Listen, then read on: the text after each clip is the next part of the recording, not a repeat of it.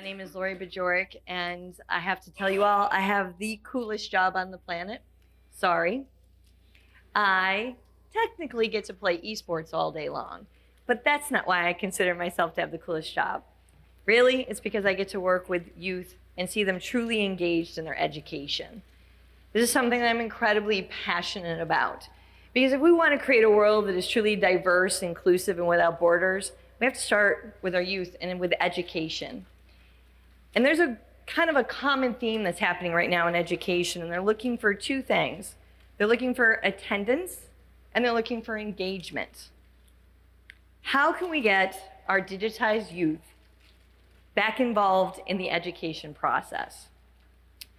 So I mentioned I play video games for a living. So we utilize this new word that's out there that a lot of people don't even know how to spell. It's called esports. So esports, technically, is online gaming. But to me, it's much more than that. It's a pathway to success for our digitized youth.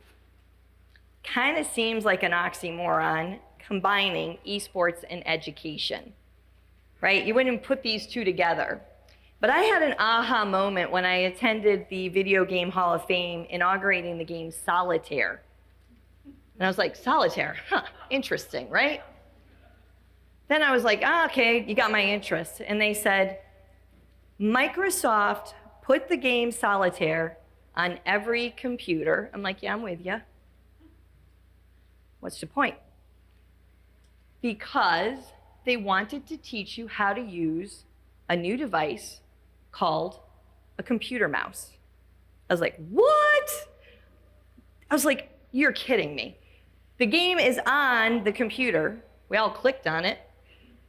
But we were actually utilizing it as a tool to learn something. And if you think about the first time, let's go way back, when you actually tried to maneuver a computer mouse, it's point, click, drag, right? You want to sit there and like learn that, or you want to play a game of solitaire? So it wasn't to give us something to do in our pastime when we had nothing to do at work. It was actually a valuable learning tool. Now let's fast forward to the year 2022.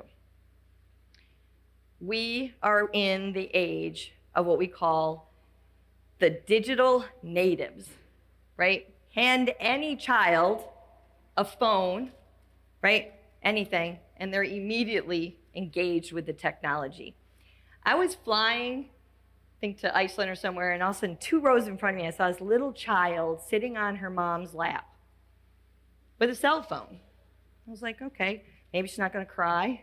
I hope they put some good show on, right? And the child is swiping. And I was like, oh, I'm intrigued. I wonder what she's going for, right? And all of a sudden, mom takes the cell phone, right? And tries to get a thing. Child slaps the mom's hand. Like, I got this, right? I don't need you. I can't talk, I can't walk, and I'm on your lap, but I know exactly what I'm looking for. That's what I'm talking about. Like, this child can't even communicate, but she already was engaged with technology. Now let's talk about education and our advancements in technology in the classroom. Congratulations, we still use chalkboards, we just call them smartboards. We don't use textbooks anymore, we use ebooks. What have we changed? How are we integrating technology into the classroom to engage our digitized youth? It's embarrassing when the teachers are not understanding where the children are at, right? How many times have you had your cell phone and the flashlight's on and you have to hand it to your 5-year-old niece or nephew going, could you please turn off the flashlight? It's embarrassing, right? And yet we're looking at educators of like trying to appear smarter than our digitized youth. But again, we have handed them information at their fingertips. I like to tell this story. My son, when he was 5, like all 5-year-olds, wanted Photoshop for Christmas, right? I'm like, okay, that's what we want.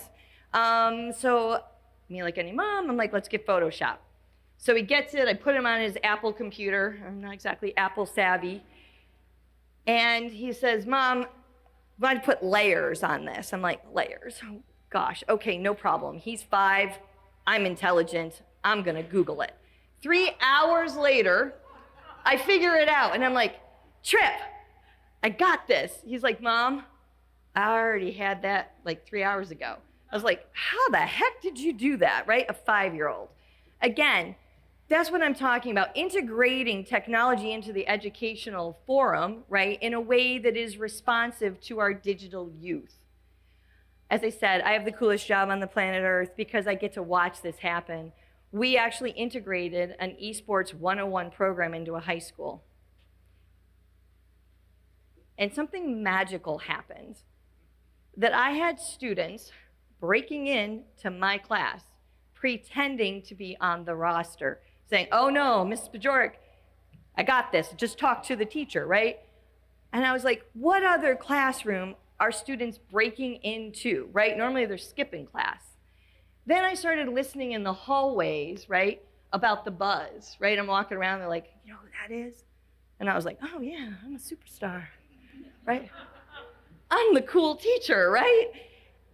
It was magical to see them actually engaged and wanting information and sharing. All of a sudden, the jocks are hanging out with the nerds, and we're all working on this together. And I said, this is something that is magical, and I want to see it happening again. I also like to tell the story about how esports actually levels the playing field. I had a student with cerebral palsy come to one of my camps. And she had struggling with using her left arm, and she was playing the game Minecraft, and all of a sudden, I saw students empowering her, and they started working together. It was like an aha moment for me, because suddenly, those barriers have disappeared, right? And we all can do this. We're all in this together. She actually became my mascot, and she would show up in Pokemon costumes when I would go out and do different things. It changed Aurora's life because she suddenly felt included. And that's the same thing I like to go over. When I first started doing these, it was mostly boys in all of these programs. And a mom would call up and she's like, I'd like to enroll my daughter. And I said, absolutely, I'm gonna make her a superstar. And suddenly, those numbers started becoming equal. And we have 50-50 representation now. That doesn't happen unless you actually embrace the concept of leading by example. I don't look like a gamer, right? Most gamers, the stereotype, right? They're eating cheese puffs and drinking Mountain Dew in their basement. Got something to tell you, it's not true. Some of them are eating Doritos. But if we can start to meet our digitized youth where they were at and start integrating esports into the classroom, we use games like Mario Kart to teach statistics. We use iRacing to teach physics. But beyond that, games like Minecraft can teach students collaboration. We're looking for soft skills in today's world. You technically can Google anything, right, and come up with the answer. I want problem solvers, and that's what gamers are. They can take a problem and solve it. In other words, first time you played Mario Kart, you probably fell off a rainbow road, but guess what you did? You got back in the game. You're teaching your brain how to win and overcome obstacles. If we can do that, we can unleash what I like to call student superpowers. It's like, what can you do better than anybody else? And to unleash these superpowers, we can do that by engaging them in education and utilizing the resources we have, like esports, the same way that Microsoft used solitaire to teach us a new skill. Thank you.